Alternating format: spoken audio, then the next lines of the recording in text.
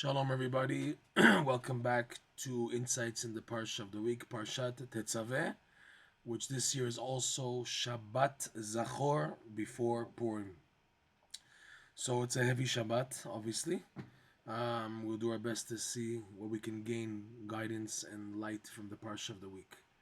The Parsha goes into the various garments of the Kohen Gadol, Aharon.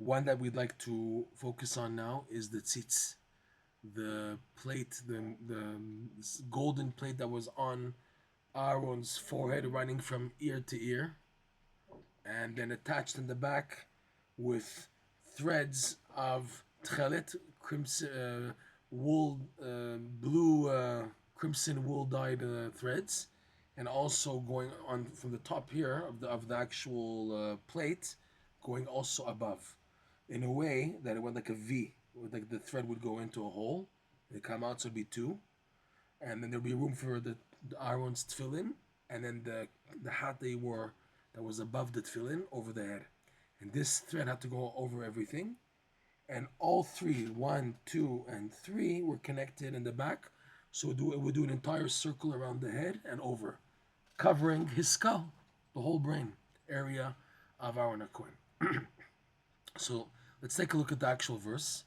This is chapter 28, verse 36, where it says, V'asita tzitz zahav tahor.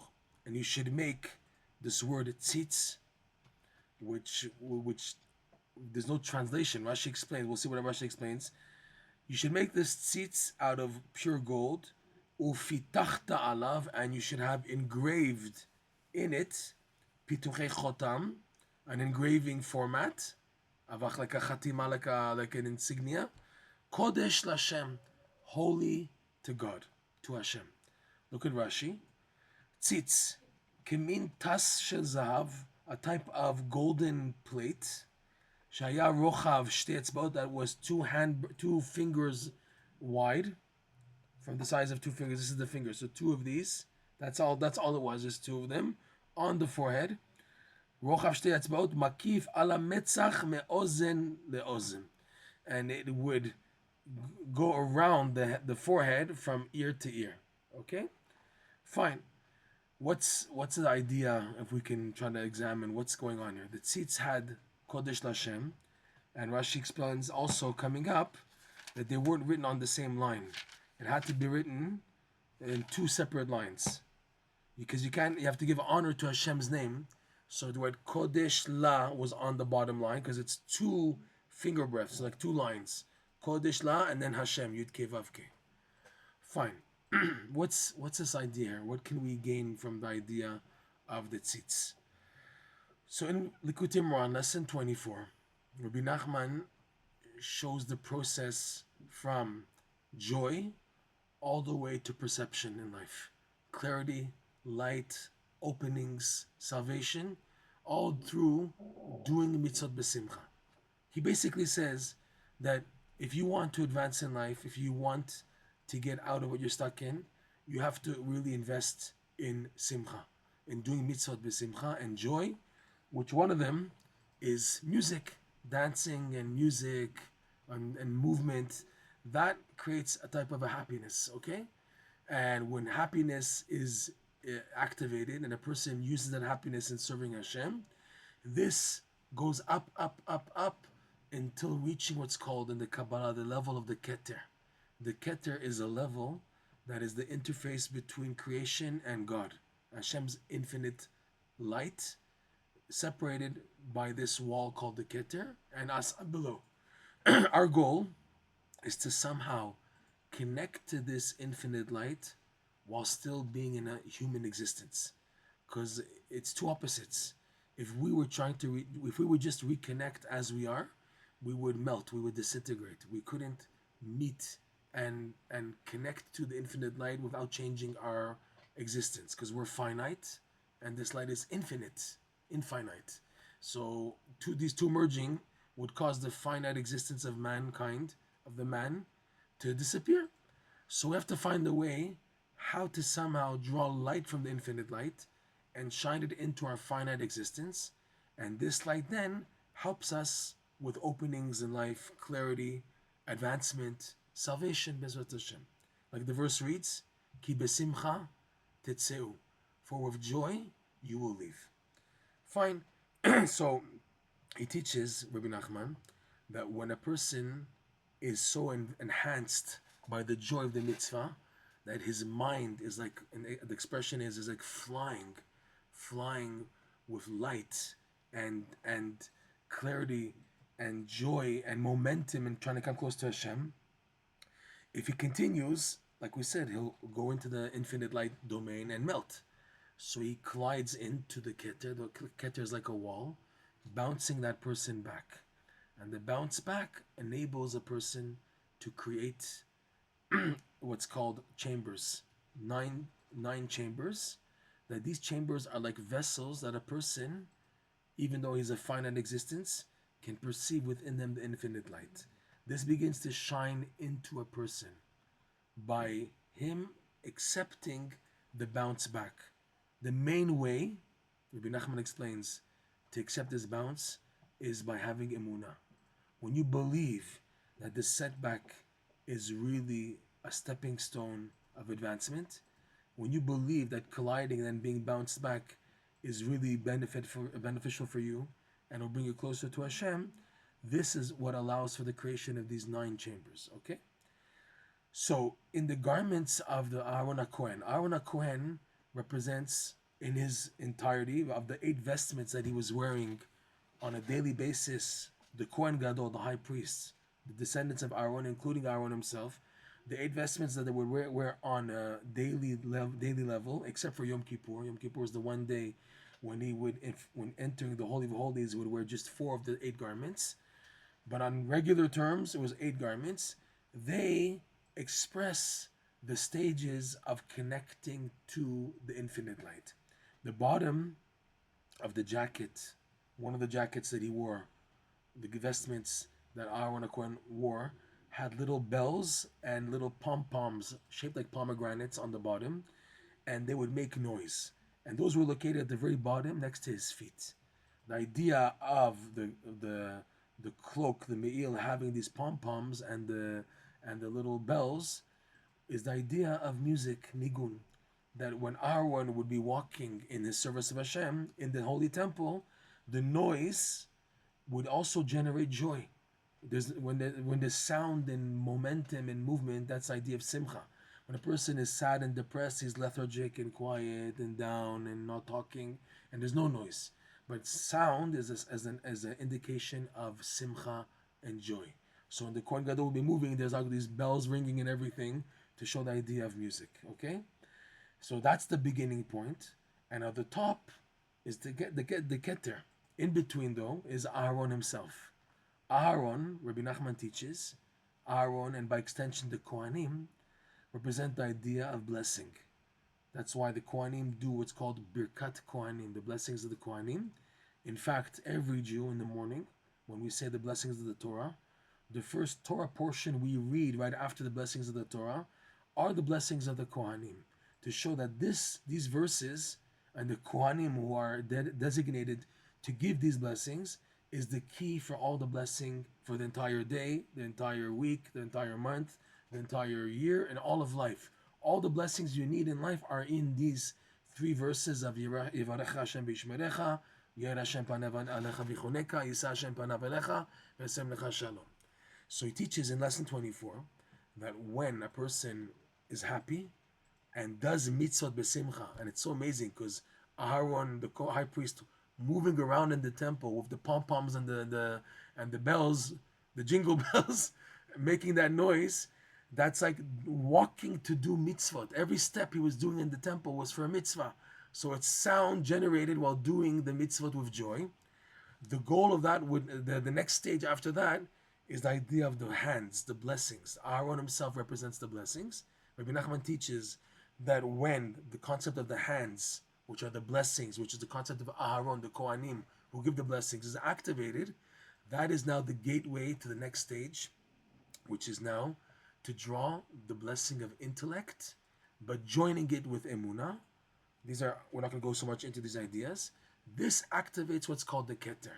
And like we said, the keter how it works that it bounces back a person, but in doing so, when a person receives it with emunah, he's able to create these 9 chambers that contain within the infinite light, which then shines into the person this clarity that he needs so badly, which is the end product of the jingling of the pom-poms on the bottom of the feet of doing the mitzvot b'simcha. So when the keter shines light, that light would afterwards reflect clarity and answers in the breastplate, the Urim V'Tumim. The Urim V'Tumim are called Urim V'Tumim, which was the breastplate Aharon had on his chest with the 12 stones, each one have engraved the 12 tribes. So all of them together have one of the 12 tribes on each one, and then all the alphabet on them. And when asked a question by the king or the leading prophet, the leading leader, if it was Yeshua or later king, so the Urim V'Tumim would shine answers. And these answers shining are coming from the infinite light, okay? That's the idea of shining clarity to a person, okay? That's the idea of the breastplate. But it emanates from the idea of the crown. Now the crown, the keter, like we said, is located on the head. So Aharon also has to indicate in the garments he's wearing the concept of the keter, to show that doing mitzvot b'simcha reaches up all the way to the keter, and then the answer comes down to the chest area of the breastplate, shining the clarity of what to do. So Aharon was wearing the tzitz, okay? The word tzitz also means like to take a peek, like in Song of Songs, metzitz min hacharakim. He was taking a little peek from between the cracks. Meaning what? I don't get a clear view, but I have a little view from a crack. That's how it is when Hashem shines into a person a glimpse of the infinite light. It's only a glimpse, and that's the idea of the tzitz. The tzitz was located on the forehead of Aharon HaKohen, the forehead containing behind it the skull and the brain being the entity, the part of the person that collides into the keter. We explained earlier classes that when a person does mitzvot b'simcha, like we said, he reaches the level of the hands.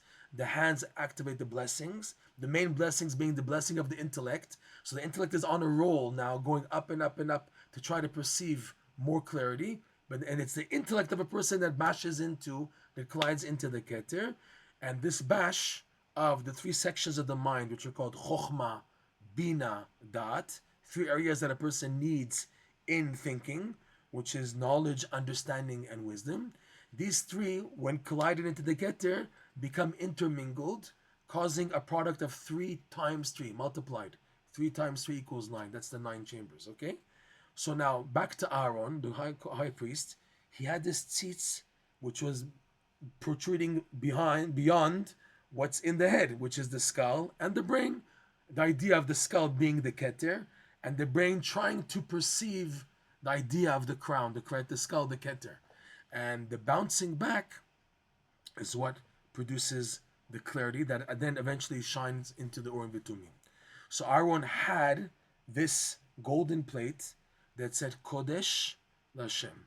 Kodesh, Rebbe Nachman teaches and the Zohar teaches, is the idea of the mentalities. And in this case, there's 2 opinions in the Gemara. The Kodesh LaHashem, holy for the sake of God. Is it referring to Aharon himself, the high priest? Or is it referring to the Jewish people? And the answer is it's referring to both. It's amazing, Aharon had to be at such a high level of humility. He's walking around with a plate on his forehead that says like he's holy. Kodesh LaHashem, sanctified for the sake of God. Can you imagine a person wearing that on his forehead? I'm sanctified to God. What a level of humility it takes to be able to do that and not to have haughtiness, chas v'shalom. Unbelievable. But that shows you the greatness of Aharon. That Aharon, being the high priest, and expected from all of his descendants who became high priests, were to be expected to be holding at such a level that they can wear this plate on their forehead, holy to God, and not to feel like any haughtiness. But this is the will of Hashem to do that. The idea of Kodesh LaHashem is through sanctifying the mind, the idea of the mind, then a person taps into Hashem, Yud Kei Vav Kei. Yud Kei Vav Kei correspond to all the possible levels that a Jew can connect to in this world. There's 5 levels. There are 5 levels. There are 4 worlds. in the Kabbalah, 4 dimensions we call them, and that translates on a practical level that a person in his development of his Judaism, of his perspective of God, will go into 4 dimensions, which correspond to these 4 worlds, called from above to below, Atzilut, Beriya, Yetzira, Asiya, the world of nearness, that's the highest one, okay, Beriya, the world of creation, the world of Yetzira, formation, and the world of Asiya, action. And above Atzilut, there's a 5th level, which is really the interface connecting to the infinite light. It's called the domain of the tzachtzachot, the domain of the splendors, which shine in the infinite light into these 4 levels of dimensions of existence of creation. So on the plate, it was Kodesh La. Right? We follow Rashi. There's many opinions how it was written. Let's follow Rashi, where Kodesh La, it's 2 words, Kodesh LaHashem, holy for the sake of God. But in order to give honor to Hashem's 4-lettered name, they would break up the word LaHashem and just write Kodesh La, holy for, and then the next word Yud Kei Vav Kei will be on the second line, the higher line above, because we said there's room on the forehead for 2 finger breadths, which is the idea of 2 lines. So Kodesh La would be on the bottom line, and then LaHashem would be on the Kodesh La on the bottom, and Yud Kei Vav Kei would be on the top line, showing that he tapped into Yud Kei Vav Kei through the process of doing mitzvot b'simcha, and it's showing the whole process where a Jew can get to. So the second opinion is because you had on the shoulders of Aharon HaKohen, the high priest, 2 stones, okay, each one having 6 of 12 tribes, 6 here and 6 here. So these 12 tribes afterwards, on them is what's written Kodesh LaHashem. These 12 tribes here that are on the shoulders of Aaron, they are the ones who are Kodesh LaHashem. In that sense, it's the idea of the Jewish people also reaching this level. Because Aharon HaKohen, besides being a high priest and being holy in himself, he's also representing the Jewish people. His job in the Holy Temple is he's like a representative for all of us. Him going in Yom Kippur in the Holy of Holies is for all of us. And the daily offerings and the work that the high priest did in the temple is for all of us. Him being the leader of the Kohanim and all the priestly blessings, he's representing us, the activation of blessing into the world. So it's fitting also that Kodesh is going for the Jewish people as a whole. What this shows is that it's 2 levels. It's the work of tzaddikim, what they do, how they reach these high levels of tapping into Yud Kei Vav Kei by doing mitzvot b'simcha, and thus activating all 5 levels, the 4 dimensions plus the 5th one, which is hinted to in the bottom of the letter Yud. You have Yud Kei Vav Kei. Those 4 letters are the 4 dimensions we mentioned. Atzilut is the first Yud, Hey, Bria, Vav, Yetzira, and the last Hey is Asiya. But on the first Yud, when writing Yud Kei Vav Kei in a Sefer Torah, the scribe has to make a type of extension leg on the roof. It's very tiny. On the roof of the letter Yud, he has to extend. There's the kotz, there's the spitz going upwards, and there's a little spitz going down. It's called kotza de ot Yud, and that is referring to the 5th level of the tzachtzachot, the highest one. So Kodesh LaHashem is showing, by doing mitzvot with joy, whatever dimension a person's holding in the 4 dimensions, whatever he's holding, that he can also reach the 5th one. All this by doing mitzvot with joy. Whether it's the tzaddikim at the caliber of Aaron, or whether it's every Jew. But it starts with the pom-poms and the jingle bells. It starts with doing mitzvot b'simcha. Running and doing good and being happy about it. It's not easy, but that's the goal. When you know that's the goal, then you work to aspire for that. And when it does happen, it leads to the blessings, the idea of Aharon, the keter, the bounce back, the vessels, shining light, the idea of the Urim V'Tumim. Rav Nosson explains something beautifully. Rav Nosson says that the idea of the breastplate is the idea of printed books, printing the books of tzaddikim. That when a person, even after a book has been written by a tzaddik, maybe even 100 years later, 200 years later, the letters shine. Meaning what? A person begins to feel that the tzaddikim are talking directly to them through their teachings. Even though the books were printed and published 100 years ago, 200 years ago, still they shine like the breastplate. They shine letters to a person, shining him indications of what to do in life. In other words, the Torah is used, representing in the 12 tribes, the 12 stones on the breastplate. That's the Torah, is used to shine messages to a person on a personal level from the infinite light, from the Tzitz. The idea of the Tzitz, which is taking a glimpse, shining what's represented by the forehead, the skull, the brain, shining a crack of the infinite light, Kodesh LaHashem, Kodesh meaning the intellect now, tapping into Yud Kei Vav Kei, and then the result is shining messages down to a person on the breastplate, the idea of the Torah. Learning the Torah works, especially of the true tzaddikim, where you begin to pick up messages. Hashem is trying to tell you something, and you can pick it up through the message of the Torah. May we be zoche to use the parsha, the message of the parsha, to combat Haman, Amalek, Achashverosh. It says in the Megillah that Achashverosh donned the 8 garments of the Kohen Gadol at the festivity that he made for the Jews in Shushan. It says there in the depiction of the decorations, chur. The word chur is written there, chur kapas utchelet, in depicting the beautiful colors of the drapes and the floor and the columns and pillars used for the festivity that Achashverosh made. So the chet is big, and the author of Manot HaLevi, he writes that the chet being big shows that is an indication that Achashverosh donned the 8 garments of the Kohen Gadol, and his intent was to take the simcha of the mitzvah that the Jews activate, thus activating the infinite light and clarity. He wanted to take that energy and bring it into impurity, because in this Suda, the food wasn't kosher, the wine wasn't kosher, and also he gave also prostitutes for the Jewish people, God forbid, to fall into.